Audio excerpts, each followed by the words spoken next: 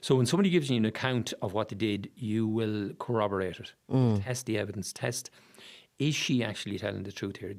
Could she have done this? What she said she did, yeah. Or is she covering it up for somebody else? And that's also in the back of their mind. Right. You know, you have to have that. You have to have that suspicious mind all the time. Yeah. So Linda Mulhall is at this point 30 years of age. Her sister Charlotte was about 21.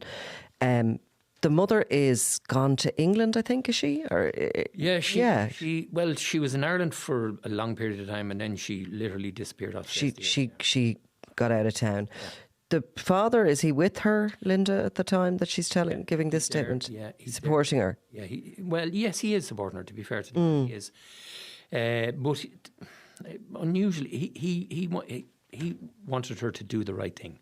You know, and he wanted her to tell her story as to what had happened. You know, and I genuinely think she gave this story exactly what happened to the best of her ability, because you have to realise, or I certainly have to realise, she's in this manic situation. You're not going to know everything, but she had a massive recall of what had happened in the flat that night. It must have been playing around and around in her head. So. You know, she had decided she was going to confess, and which doesn't happen that often, I'm sure.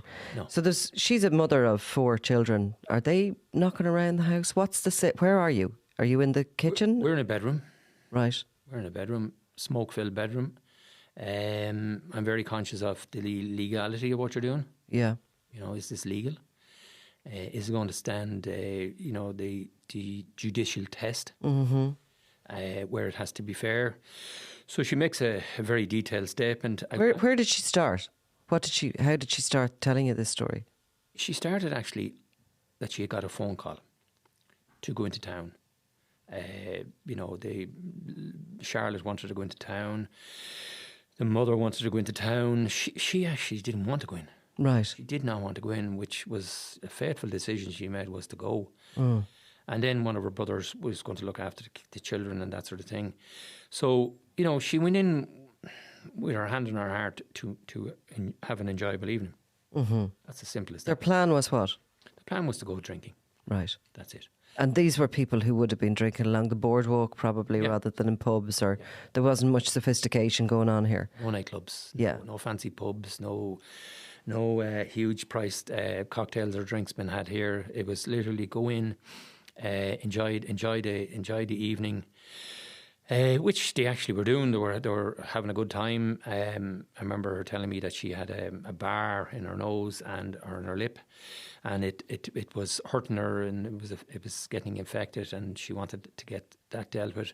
They're walking up O'Connell Street. They're walking towards Richmond Cottages. And it's she's telling in such detail, you're actually walking with her, that sort of way. It's so detailed. And then, you know, she says, as they go along, there seemed to be an argument going on between Kathleen and Farah. He then met a child near a block of flats, and he was convinced that it was his child, and there was an argument over that. Charlotte and Linda didn't want any part of it. They wanted to go on and move on. They didn't need that noise in their head. And then they get back to the apartment. They're still in party mood, having a drink. And it was decided to end, you know, in order to bring Farah's mood to a little bit more of a happy state, they put a crushed up E into his drink. And then he started, you know, been very sexually suggestive then towards Linda, which she absolutely was disgusted at, really horrified. She was horrified at this happening. Charlotte was horrified as well, and I suppose, you know, this is the key part for them. You know, they killed him. You know, they get a Stanley blade, and he's stabbed in the neck, and then there's a frenzy then in the killing of him. Where's Kathleen? Kathleen is it's a very small place. It's tiny. It's only a tiny. So she's close by while they're dragging him into the bathroom. Very close by. And who, so he's sort of sidling up to Linda, and he's making... On the settee. On the settee, and he's making sexually suggestive comments to her. She's getting upset, I presume. Very upset. And where's the knife and who has it? Charlotte gets the knife. It's, sunk into his neck. Then he, staggering around, he's bleeding. He realised that he has a very serious injury. And then there's a frenzied attack on him, basically with a hammer, with the knives that they can get their hands on, and ultimately he's lying there dead. So he eventually dies. Yeah, he eventually dies. So then the decision is, what are we going to do? How are we going to deal with this? And that is the whole critical point in it. Because I always consider then, if they call an ambulance, okay, you might save him. Or simply then give your version of events of what you say took place. Does it go towards a manslaughter? Was there an intent to murder, that sort of stuff? But then, no. The decision is made that we want to cover it all up. We make sure he's dead. So then you're in the murder realm. That's where you are. And then he's dragged into the bathroom, which is teeny, like it's really small. Absolutely tiny. Is there a bath? It's a shower tray. So Linda then is in the shower tray, and she's cutting off, the head, the body parts that she can cut, and then, I often put myself in there. Not that you want to be in there, but you're trying to think, what are you doing here? Why doesn't somebody say stop? Yeah, stop this. This is madness. But no, and it must have took a considerable period of time to cut the body up. Like, they didn't have any machine. And the two girls and the mother is just sort of outside. A bystander, as such, yeah. A bystander. Yeah, but not stopping it. Yeah. If you're the mother, you have responsibilities there. Listen, girl, stop this. But anyway, look at. And you don't have much room to move. No. I'm getting a bit technical with this now, but you don't have much room to move, to swing at.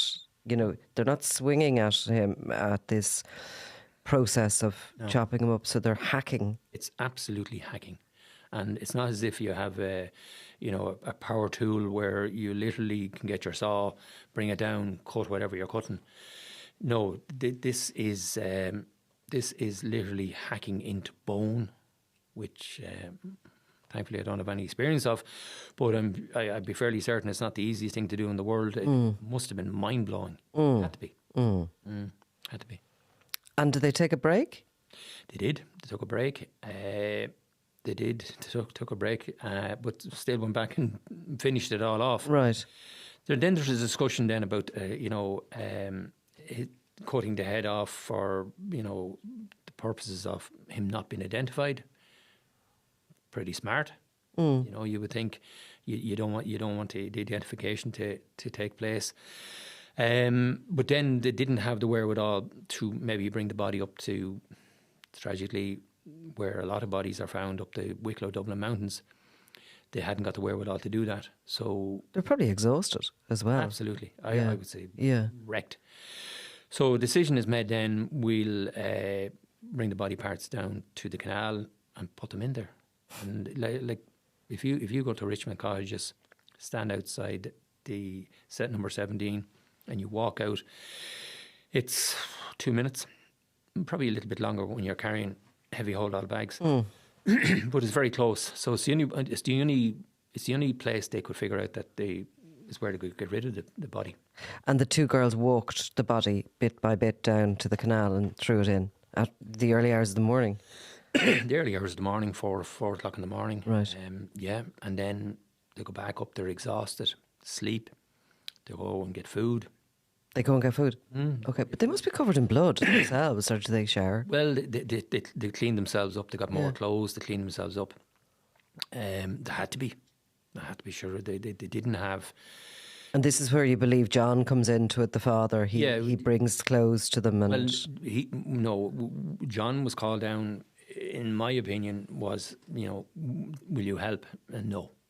Right. That's what he told us, that he wasn't going to help.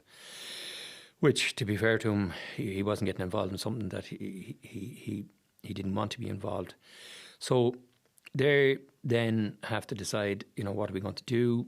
We have the head. How are we going to get rid of this? So they, believe it or not, literally put it into a bag and get on a bus and go to Tala with it. The two sisters? Yeah, which is absolutely fascinating, flabbergasted.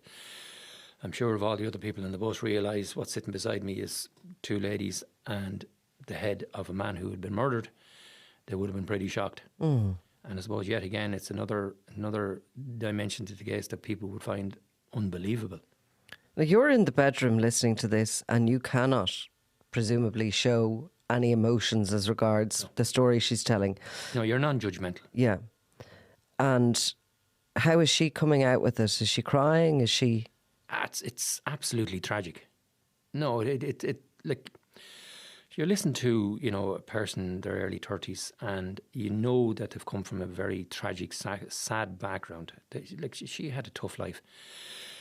But she's still doing her best for her children.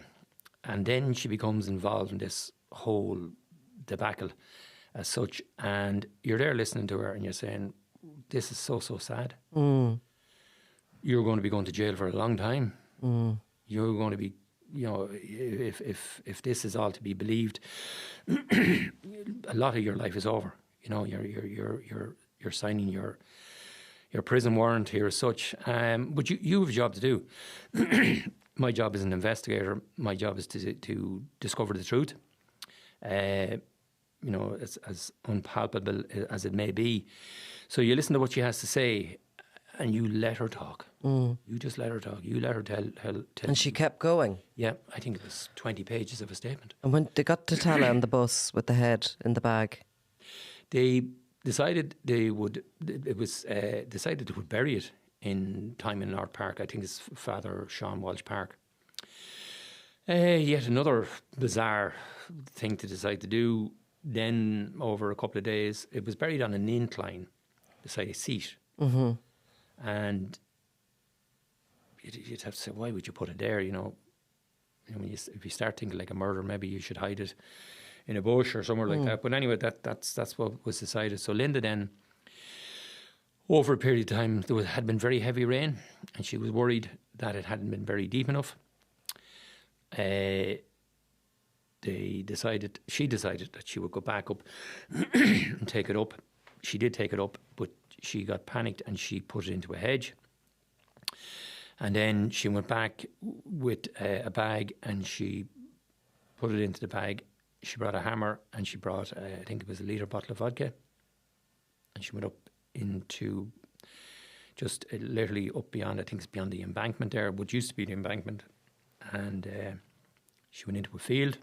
She actually brought me into the field the next day, I think it was the next day, which was, a very unusual experience.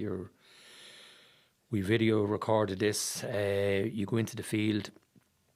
She's emotional, but she's constantly telling you, I want to tell you the truth. I want to tell you it because it appeared to be relieving the pressures of it off her. So we're in the field, there's a burnt out stolen car there.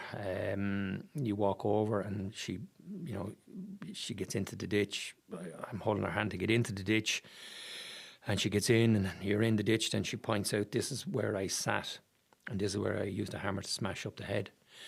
So that's all taken down in great detail. We go to Tala, it's all put on audio visual as in the Garda station. And it was 2 weeks spent searching that area.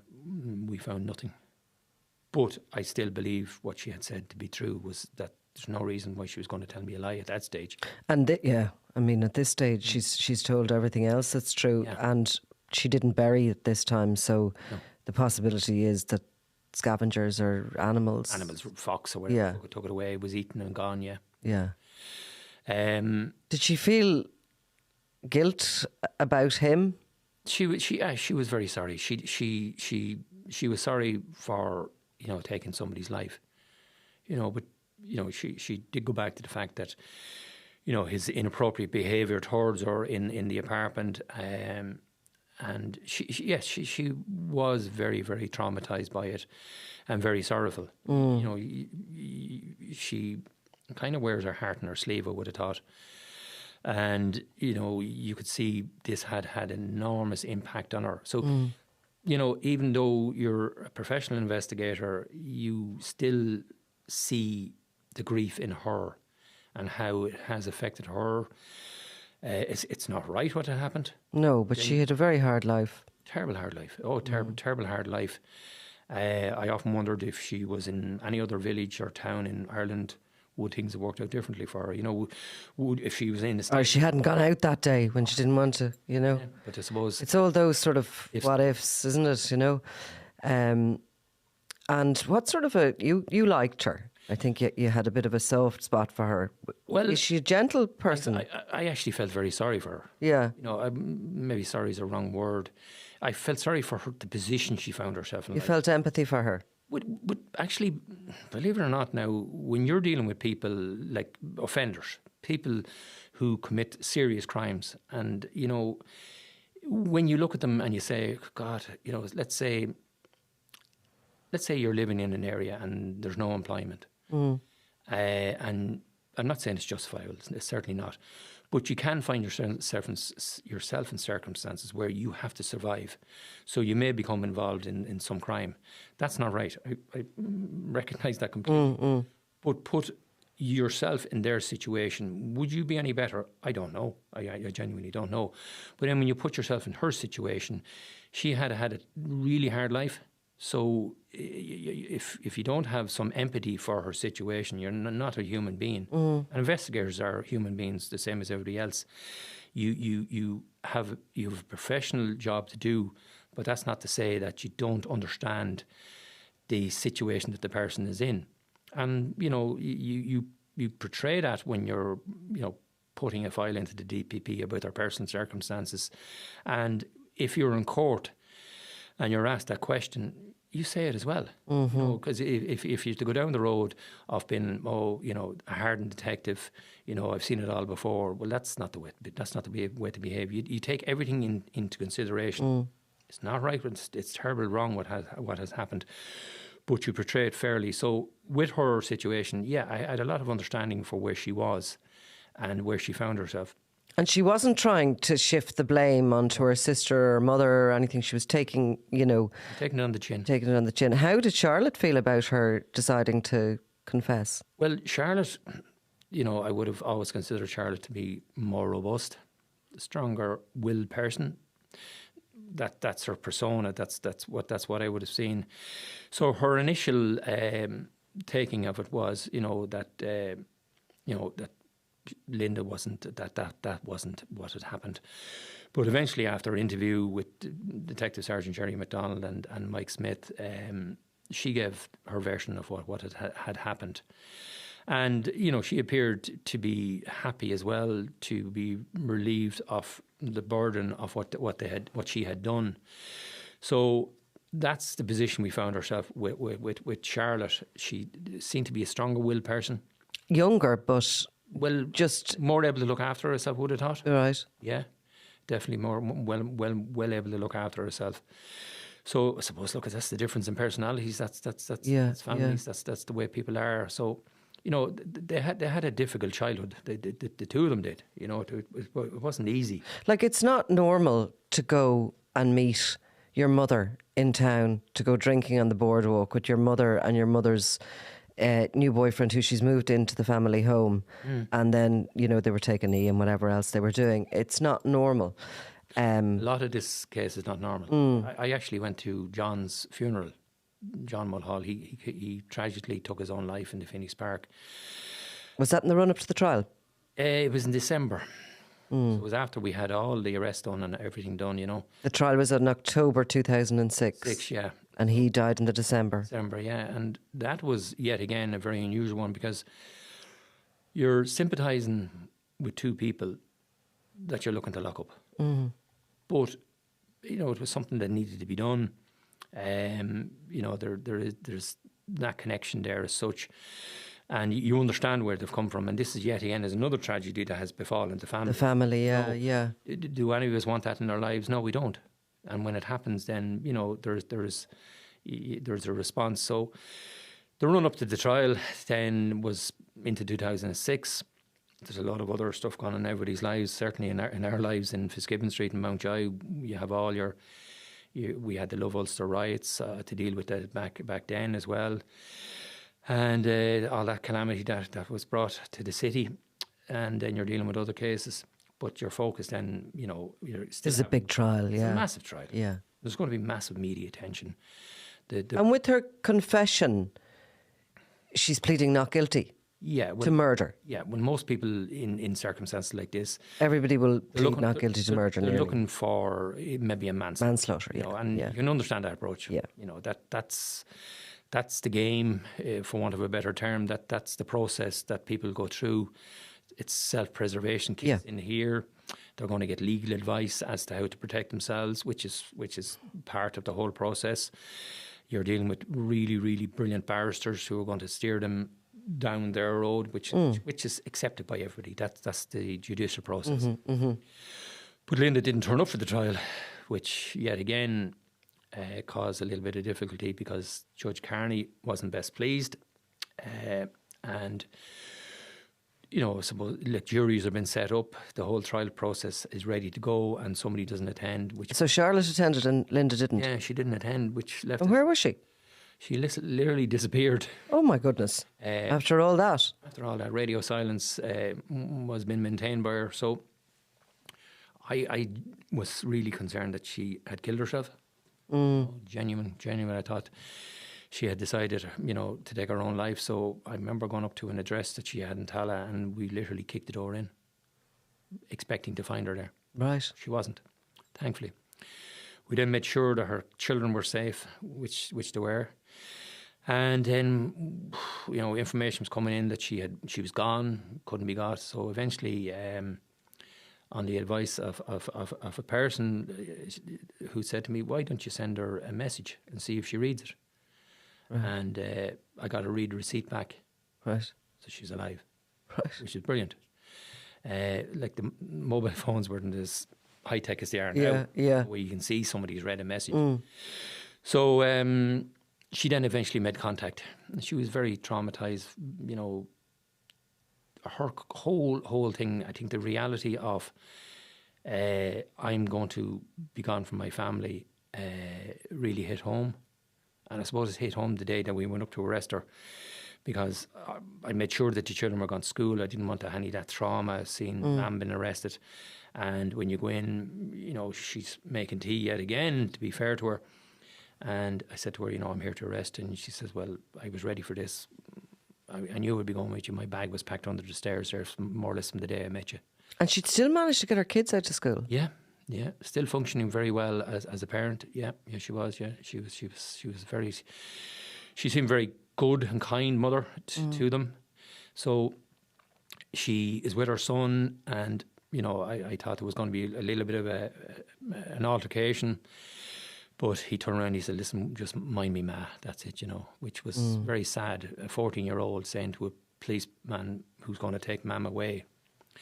So anyway, into the trial, there's a plea of not guilty, so all that sort of stuff is taking place. And, you know, you go through the evidence that you have, which is your circumstantial evidence, but the main block, and I suppose the most important, is the self-admissions, which, you know, are pretty strong. And then we're waiting for the jury to come back out. Didn't happen for a number of days. And then self-doubt comes into me, into my mind.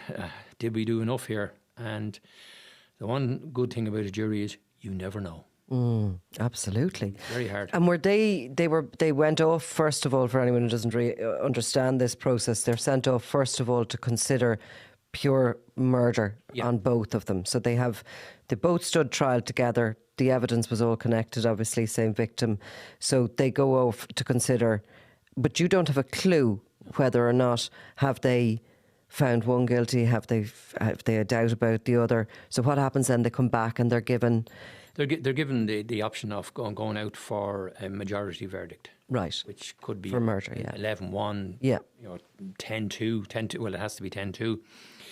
So yet again, we're sitting waiting nervously, wondering, and there's always a guessing game going on between detectives, about members of the jury who looks maybe that they're in favour of the person or who's not, and and usually we get it very wrong. We do. It can be torturous, can't it? As well? And I'm sure the media are doing the very same. Absolutely, yeah. The other thing, the media are in your ear too. They're saying, "Oh, it's not looking great," or "It is looking great," or whatever. So, look, it's a difficult time. But you have to suck it up and get on with it. That's the way it is. And then eventually they come out with the verdict for Linda guilty of manslaughter, and then the verdict for Charlotte was murder, which kind of surprised me. But I suppose it does show you the forensic way that the jury went with their consideration of the evidence. Did you get any feedback on it? No. So we can speculate then. We can speculate. So I would say because she stabbed him first. Yes, I would agree with you. Yeah. Totally agree with you, yeah. Yeah, and maybe the fact that she appeared to be more stronger than the other lady was. And she wasn't the first to confess. Yeah. I wonder if they had been tried separately. It would have been, it definitely could have swayed. She could have got manslaughter too. Different jury, yeah. Yeah, because you're hearing the confession, but you know that it was really Linda who confessed, and then Charlotte kind of was left with no much of an option. Yeah. But to confess too.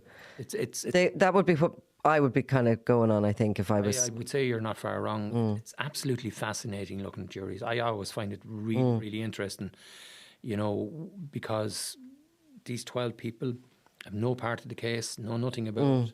They're not in any way associated with police, legal profession or whatever. So they're 12 good people who come in, and I think it's actually a great process. It works. It really works well in Ireland, where the 12 members of the public will come in and say yes or no. And whether you like it or not, I actually do. I think it works, where people come in and give their honest time and consideration to the body of evidence that's in front of them. Because, look, I have a different opinion. You have a different opinion.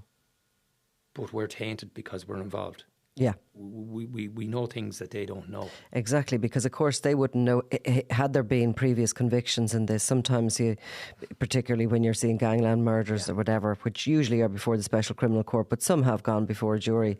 And the guy in the dock is guilty as hell, a real baddie, and you're practically pleading, please don't let him out. Yeah. Robbie Lawler, a case in point, who walked out of prison and lurched straight back into your district to cause absolute mayhem. But the jury, of course, were just presented with what evidence they had in that case, and they had no idea of his background.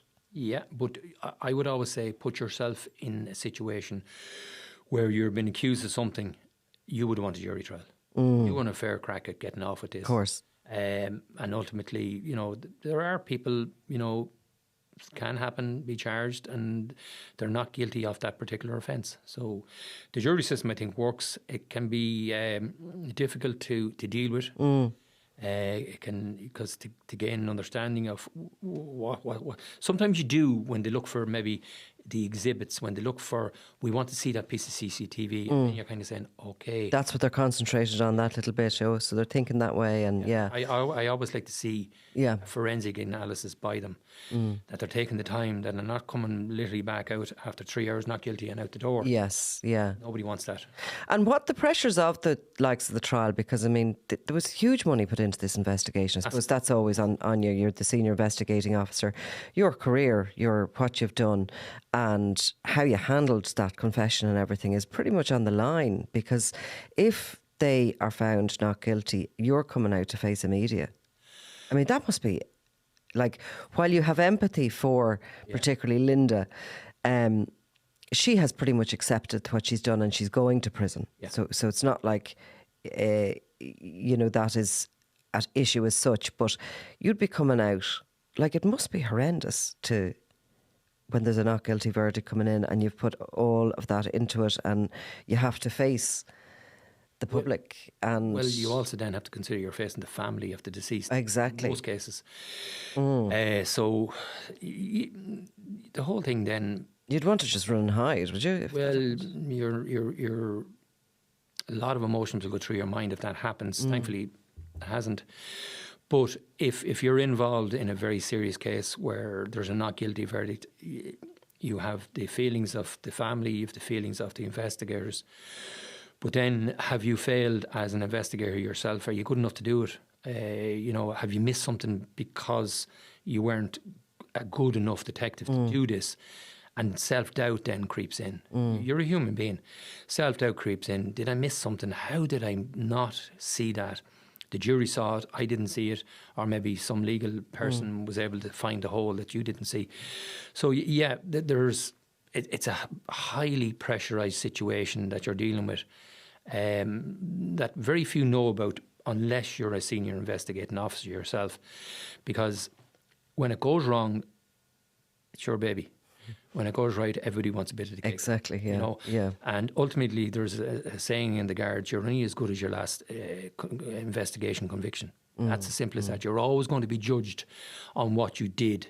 And in particular, if it goes wrong, you will be thrown to the wolves. And you'll be remembered only for that. Oh, you will, and you'll be left in the corner on your own. Yeah. You will be, and you will not get many phone calls if it happens. And I've seen, unfortunately, it happening to investigators, to really good investigators. And Garda Síochána has some of the best investigators in the world. I have to take my hat off to the men and women who do all the investigation. They're brilliant people, but sometimes you don't have enough evidence to get a conviction, and that can happen. Cases do run aground for a variety of reasons. But look, it's about having the resolve, having the stamina, the resilience. Say, right, not the best day in the world. Go at it again. We go at it like we in this case, the team. We got a massive setback in August of 2005 when the DPP said that's it. But we sat down as a team and we sucked it up and we said, right, we're not going to let go. We're going to keep going. We're going to keep going. And we did. And all of the people involved, massive credit to them all for having the stamina. Stamina is hugely important in investigations, because if you don't have that and you get fed up and it's going nowhere and you park it up, that's where it absolutely... You talked about Colin Fox at the late Colin Fox at the beginning of this chat, and he was somebody definitely who did his ultimate in every investigation he applied himself to. Absolutely. I even remember him being over in Mayo. Wasn't he briefly in Mayo? He was. I was down with Colin on that case. It was the murder of Eddie Fitzmaurice. And Sandra Collins, which was a cold case, and he really... Colin put his heart and soul into every investigation. I was lucky enough to work with Colin. I worked with him in Crumlin. We did a lot of work on drugs cases up there. We worked on a number of murder investigations. And what Colin brought to an investigation, number one, he had a great smile. He had that bubbly personality. Number two, then, he had that ability as a detective. Right, what do I need to do here?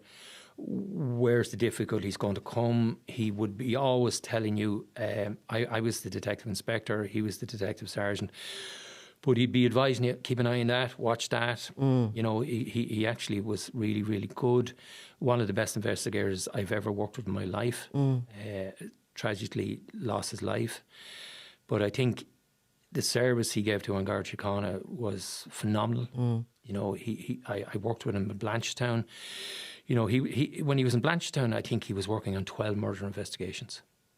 That's a huge work. Was that towards the end of his career? It would have been in the last 5 or 6 years. Yeah. He really went on, did his level best with all the cases, brought huge professionalism to any investigation he was ever involved in. And for me personally, I was lucky to have worked with him, and I certainly was lucky to have served, worked with him and to have known him. He was very victim-centred as well, wasn't he? Yeah.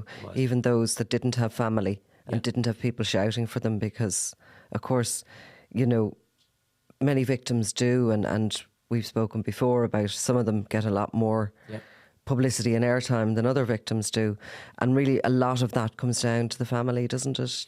Well, it's he who shouts loudest sometimes. Sometimes there's a family member who's quite strong, and knows the system, knows how to get attention for a case. Unfortunately, then there are other families who don't have anybody to champion out their cause, and things get forgotten about. They get lost. So you do, you know, it could be maybe a politician, or it could be, you know, somebody in that family, like a son or a daughter, who says, "I'm not going to let this go. I'm going to keep fighting for my mum or my dad, and I'm not going to let their memory be forgotten about." And to those people, they're brilliant. But it just sometimes depends on the family unit, or how maybe a case, you know, resonated with the public. You know, sometimes the public said, "No, we're not accepting this," and there's a campaign where people say no. So, unfortunately, it can be he who shouts loudest. You know, and to be fair to Colm, he definitely shouted pretty loud for all of the cases he was involved in, because he was a really, really brilliant investigator. For sure. Farah Swaleh Noor's remains went back to his family in Kenya, was it? No, he were buried. He was buried. He was buried in Glasnevin. Okay. It was a number of months later. And he was an abusive man. He was an abusive man from all of the testimony we got in. You know, Kathleen would have portrayed him as being very violent, that he hit her with a hurley. Now, I would always have to say, you know, who's coming in on his side to give evidence, you know, to his personality, his character. But definitely what we gleaned was that with drink, he was a difficult And he'd person. had previous abusive relationships in the past. He had. So he wasn't a nice character to deal with. But then, you know, his friends came together. He was buried in Glasnevin. I attended at the funeral. And, you know, it was a good few months after he had been killed. The family didn't have the wherewithal to bring the remains back to Kenya. That was the sad situation. At that point. And Kathleen Mulhall, because we need to... Kathleen cleared off. She disappeared. Eventually we found out that she was living in London. And normally what you do is you have an extradition warrant, European arrest warrant. So we went over armed with a warrant, but she met us at the door and very happy. "I'm going back with you." So she came back, pleaded guilty to a lesser offence. To helping clean up the crime scene. Basically, that's it. Concealing evidence or something. That's it. And she got 5 years in prison in May 2009, served her sentence and is out and about somewhere. Out and about. But, so her daughters basically killed her abusive partner on her behalf. Yeah. Took the rap, and one of them, Charlotte, is still serving life in prison. She's still in. I'm led to believe she gets out for the odd day release. Linda's out. Linda got 15 years, which, from my memory, was the second highest sentence ever for manslaughter. She served a considerable portion of it. She's out living her life now. And then Charlotte is in for, it could be, 17, 18 years, maybe longer. She's in a long time. Yeah, well, it's 20 years, which is why we're talking about it, since the murder happened. And 2006 they were tried in October, so she's 19 years there. It's a long time, yeah. Yeah. The fallout from that day in town is just massive, isn't it? Huge. Yeah, it had huge impact on, you know... It was a day of madness rather than a moment of madness. It was a complete day of mayhem in their lives, which just spiraled out of control. You know, still people would say, "I can't believe it happened," or, you know, they're very interested to find out what my thinking is. And my whole thinking is, you know, unfortunately, rows take place, people fall out, but they're contained quite quickly. And then a responsible adult takes control and says, "Right, this stops. We've done something wrong. We need to deal with it." And then it's dealt with. But this really, the more it went on, the madder it got. Yeah. You know, you can sort of understand it up to a point. Yeah. And then you just completely and utterly stop understanding it. And still, 20 years later... It's still the same in your head. Well, you'd say, did it really happen? Yeah. I actually remember, after taking the statement off Linda, I met with a friend of mine, and I remember he was talking to me, but I wasn't listening. I still remember this. He was having a full-blown conversation with me about something, and my head was still in Tala in her bedroom saying, did she really tell me that? Yeah. Did she actually do all that? Did somebody cut somebody's penis off? Did somebody cut somebody's head off? Did they literally cut all the body up? And could a female do that? Could a woman do that? A lot of people would say, oh yeah, definitely a man would do that, You couldn't tell your mate. Sorry, I was a bit distracted there. I was just thinking of... Well, I was actually, because he was yapping away to me, having a very sensible conversation, no doubt, and I'm not in the room at all. I am just saying, did this really happen? And I know when we went back to the station and we spoke to some of the detectives, they were actually in disbelief. They couldn't believe she admitted all that. She actually did all that. Yeah, she did. Yeah, okay. We still have a job to do. Yeah. You still have to put on your investigator's hat and say, right, park your own emotions, move on. That's it. I'm sure there's been many sort of things that have happened over the course of your career in the Guards that, you have that. But this one has to stand out. You don't get a confession like that every... No, you don't. Once a lifetime? No, I've had confessions before for people who've been involved in murders, yeah. But there were nowhere near as dramatic or... Graphic, yeah, that's a very good way of putting it. Or the goriness of it. No, you don't. You rarely, in fact, yeah, it's very rare for it to happen. It's also, I suppose, rare for a case to keep coming up. That this comes up, Documentaries. I had a person on to me there from a TV company in London there only a week ago. They want to go off and do something on it. It's all the UK companies, and they keep coming back again and again to this story. Yeah, because it is so unusual. Yeah, very unusual. It's I suppose the goriness of it, but I think the fact that you have 3 women in a room. Can you believe actually people would do these things? Would they become involved in such a thing? Yes. I suppose it's man's inhumanity to man knows no bounds. That's it. People do the worst of things in situations like war-torn countries. You might expect something so terrible to happen. Yeah. But in a small city like Dublin... Ballybock. Yeah, no, under the shadow of Croke Park, you certainly don't. Well, look, it's been fascinating to sort of nearly go with you back into that investigation and, to understand what's going on in an investigation, because we don't usually hear that sort of detail. And it is really interesting. And all the way, with the use of science, the use of, kindness to human beings as well. Like all of that came together in this case, didn't it? It did, and look, there's a lot more to an investigation than the public will ever know, or that they need to know. They probably don't need this in their minds. That. We want people to listen to this. Okay, yeah. Well, no, look, people are fascinated by crime. Yes, they are. But ultimately, for me personally, I would have always found it an honour to get a phone call from somebody to say, will you come in, we have a calamity on our desk here, there's somebody out been shot dead, there's somebody out been murdered, or whatever case it is. So they're putting their trust in you, which is, really, really, really good for me personally. But then you have to be in a position to back yourself, to be able to do this. Are you the right person for the job? And then getting in, and with all the different investigations, there are all of the different personalities involved. But you're also dealing with the personalities of your own officers. Yeah. Some who can be difficult to deal with, some who are really upskilled, or really, really brilliant at what to do. And you have to bring that team together and listen to what everybody has to say. I was over in Fitzgibbon Street Garda Station, you could have maybe have 100 officers, and they're all bringing their different skill sets to it. You're dealing with all of the forensics, you're dealing with the water unit.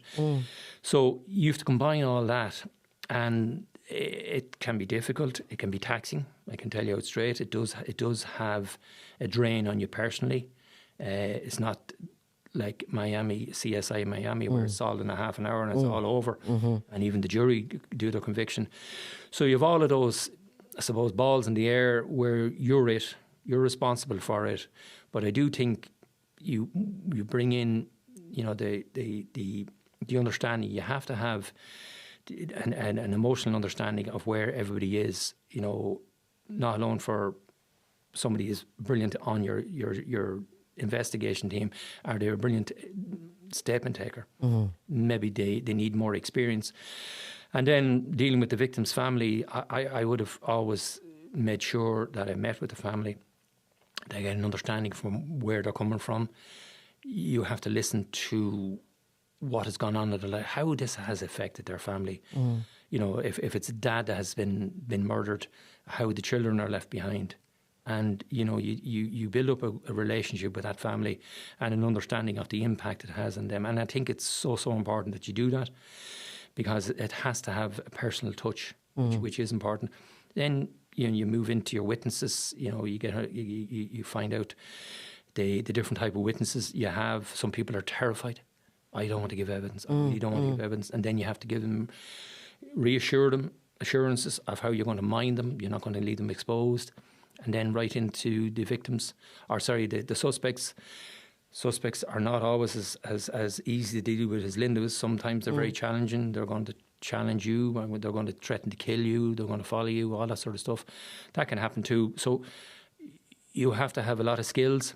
And you know, I don't know whether you've seen Adolescence. Everyone has, but I don't tend to look at crime. Have a look at it, because I think that it also brings up something that is a kind of almost forgotten, and that the suspect has a family too. Yeah, and they can be really negatively impacted, and you know, aren't always, they're not supportive of the crime, but they're supportive of their loved one, their child, or whoever it is. They are. I actually had a father one evening. He brought in his son, who's serving life for murder at the moment.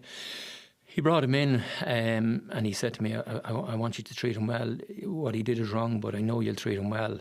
And he hugged his son, he shook hands with me, and I'm listening to him, but I'm also saying, you're bringing your son in now, and I'm probably going to lock him up for life.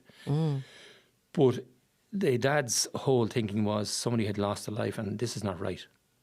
You know, this is not right. And I took a full confession off that guy, and he was convicted of murder, and he's serving life at the moment. But the impact, I would agree with you, the impact on the family, because invariably you will find mum, dad, sisters, they're all lovely people, really good people. But this thing has exploded in their lives too, So you do have to understand that. Yeah. And you're in the trial process too, and you're talking to them. Like with Linda and Charlotte, I would have been her two brothers attended the trial every day, and I was talking to them every day. You know, we shook hands at the end of the trial. They thanked me. Like Linda shook hands and hugged me and said, listen, thanks for everything. And I'm kind of saying, well, I didn't really do anything for you. Yeah. I'm here to do this as an investigator. That's your job. So I do think it is important to have an understanding of everybody, but you also have an understand you have a job to do. You have a service to provide here, which is to investigate this impartially, put everything out there, and you know you're there to make sure justice is served, not you. It's to serve justice, and do your best, because a lot of victims don't have anybody to speak for them. There's nobody there to talk for them in the judicial process. You're it. You're the person that's representing their what had happened to them and who they were in life. And I think you have to also sort of somewhat look after yourself and get your head back in the room when your friends are talking to you, and not sort of get lost in moments which are fascinating probably. And you have to try and take your head out of it too, don't you? You do. Look, I would find sport a big relief. I'm useless at golf. Don't put me near a golf course. I'd probably hit a bus. But for me personally, involvement in sport, I think, is good. Well, look at some people hike, some people read. Sport does it for me, where you're involved in helping a team. Yet again, it's a team, but you're helping a team achieve what they need to achieve and improve upon themselves. So yes, it's an escapism nearly. It is, yeah. Look, it is important to mind yourself, mind your own resilience, and often as not is literally to self-check yourself. What's agitating me today? Why am I getting contrary? Why am I getting annoyed? And it's a human thing when you're overwhelmed with matters. So do a self-check and say, listen, that's not good now. I need to maybe take a pull back, take a day off, maybe just sit exactly, back. Yeah. If a case, particularly if it's a historic case, you know, it has been. I can imagine that must unsolved. claw away when something goes on for years and years and years. Yeah. Frustration. But you have to then put yourself in with the family and say, I'm the investigator. This has affected them so badly. Yeah, yeah. And you're there to do your best for them. And you can see how it absolutely ruins a family. You know, their loved one has been taken from them, murdered.